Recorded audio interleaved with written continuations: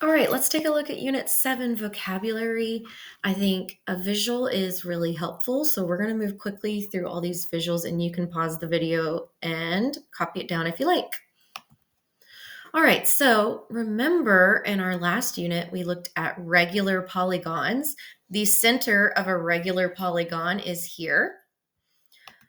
That is just like our circle. So here is the center of the circle in yellow. A diameter must go through the center, and it is going from one point on the circle through the diameter to another point on the circle all the way across. Okay, the radius can be drawn in anywhere. So the radius is half a diameter. It's from the center to any point on the circle. So it can be drawn here, here, here, here, just half the diameter, right? You get the idea. It can be drawn in anywhere. A sector, I want you to think of a piece of pizza. So a sector is a portion or a fraction of the area of a circle. So you could add that in as well. It's a fraction of the area of a circle, just like a piece of pizza. Okay, a chord.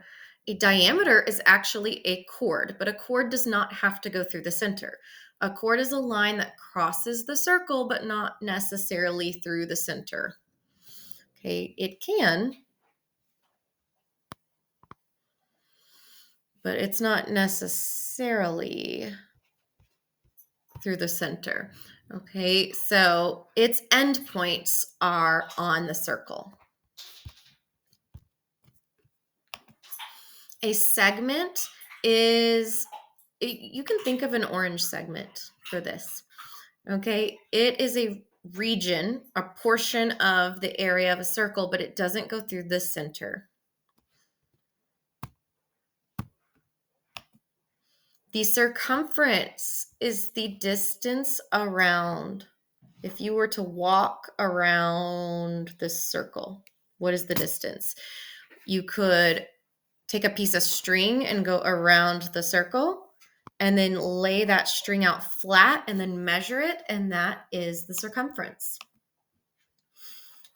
An arc is a fraction of the circumference. It is part of the distance around. So if I start here and I'm just going to walk from here to here and stop, I'm only going part of the distance around.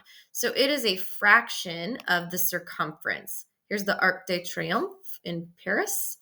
You can see the little arc there. All right, a tangent line is a line that touches the circle at a single point. Okay, so tangent, this is called the point of tangency, where it touches the circle. A tangent line touches once. So here's one example. There's several examples in Buzz, but here's one example of what tangent circles look like. Tangent circles are coplanar circles that intersect at one point. This point is called the point of tangency. A semicircle is half a circle. It's 180 degrees. All right, so let's try this. Quiz yourself. What is this? It's a radius. What is this? Semicircle, half a circle. What is this yellow dot? It's the center. All right, what about the line here? This is the diameter of the circle. What about a line that goes with two points on the circle, but it's not necessarily going through the center? This would be a chord. I accidentally clicked too far and gave you this one. This one's tricky. This is like the piece of pizza. Think of a way to remember sector. It's a fraction of the area of the circle. All right, what about the distance around a circle?